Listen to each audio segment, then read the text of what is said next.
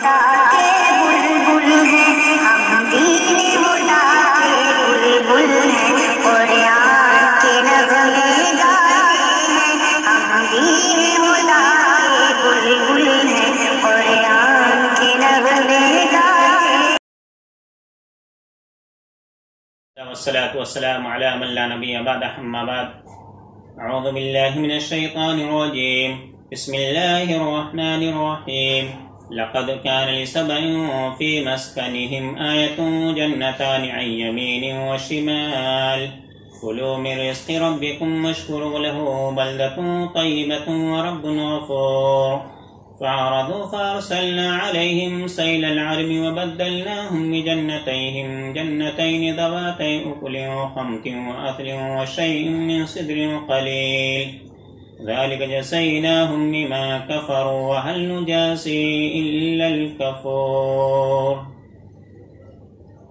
محترم سامعین و حاضرین ناظرین، السلام علیکم ورحمۃ اللہ وبرکاتہ۔ وحدت امت ٹی وی پر آپ کا خیر مقدم ہے۔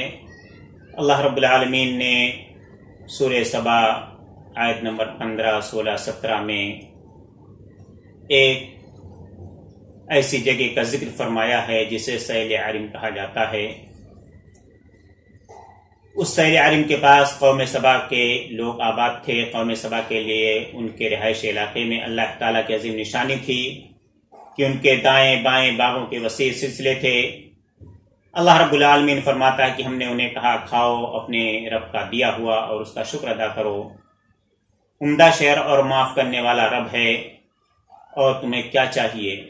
لیکن انہوں نے اعراض کیا تو ہم نے ان پر زبردست سیلاب بھیج دیا اور ان کے باغوں کے وسیع سلسلوں کو کڑوے اور بدمزہ باغوں، جھاؤ اور کچھ تھوڑی سی بیری کے درختوں کے سلسلوں میں بدل دیا۔ یہ سب کچھ ان کے کفر کا بدلہ تھا، اور ہم ناشکرے لوگوں کو ایسا ہی بدلہ دیتے ہیں۔ سبا قدیم تہذیب کی حامل قوم تھی، حکومت تھی جو یمن کے علاقے میں قائم ہوئی۔ اس کا عرصہ 950 سے 115 قبل مسیح تک تھا۔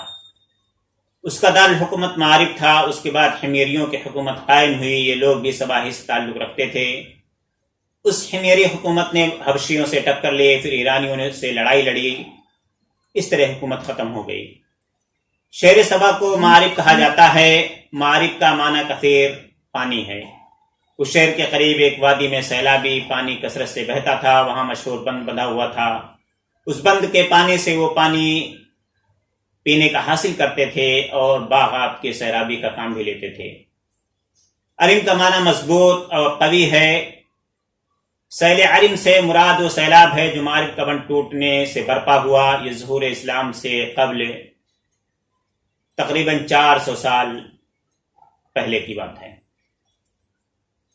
کچھ محققین کے مطابق عرم اس وادی کا نام ہے جہاں یہ ڈیم بنا ہوا تھا۔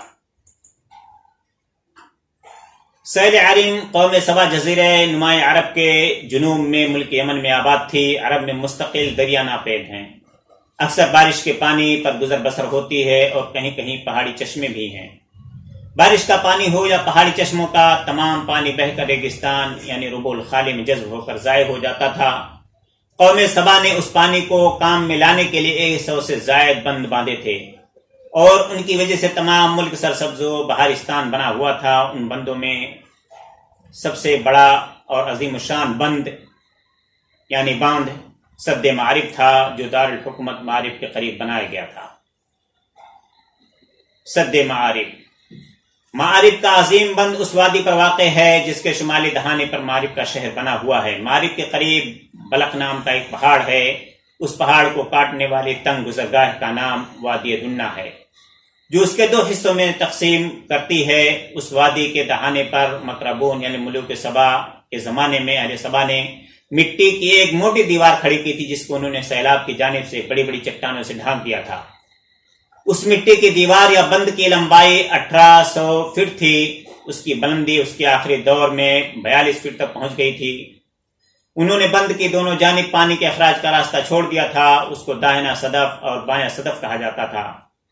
اس طرح وہ اس قابل ہو گئے کہ اس پانی کو روک سکیں جو بارش کے موسم میں پہاڑوں کی بلندیوں سے اترتا تھا، اور ساتھ ہی انہوں نے سطح آب کو اتنا بلند کیا کہ ان زرعی زمینوں تک بآسانی پانی پہنچا سکیں، جو نچلی سطح پر وادی کے دونوں طرف واقع تھیں۔ اہل سبائے کا تک حلقہ بگوش اسلام رہتے ہوئے احکام الہی کی تعمیل کرتے رہے، لیکن تمول اور ہر قسم کی نعمتوں نے آہستہ آہستہ ان میں تکبر و غرور پیدا کر دیا، یہاں تک کہ دین حق کو خیر آباد کہہ دیا اور کفر و شرک کی زندگی کو دوبارہ اپنا لیا۔ اللہ تعالیٰ نے ان کی فوراً گرفت نہیں کی، بلکہ انہیں سمجھانے کے لیے انبیاء کرام ان کی طرف بھیجے، مبعوث فرمائے، جنہوں نے ان کو توحید کی طرف بلایا اور شرک و کفر سے ڈرایا، مگر وہ اپنی خوش عیشی اور بدمستی میں مبتلا رہے۔ چنانچہ ان پر اللہ کا عذاب آیا جو دو طرح کا تھا، دو قسم کا تھا۔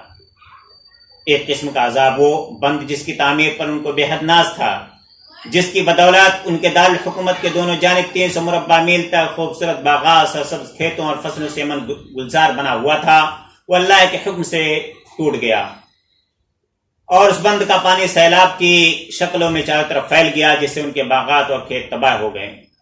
جب پانی خشک ہوا تو پورے علاقے میں باغوں کی جگہ جھاؤ کے درخت، جنگلی بیریاں اور پیلوں کے درخت اگائے۔ اللہ تعالیٰ کہ اس عذاب کو کوئی نہ روک سکا، ان کی قوت کام نہ آئی، اور نہ ہی ان کے علم ہندسہ کی مہارت نے کوئی فائدہ دیا۔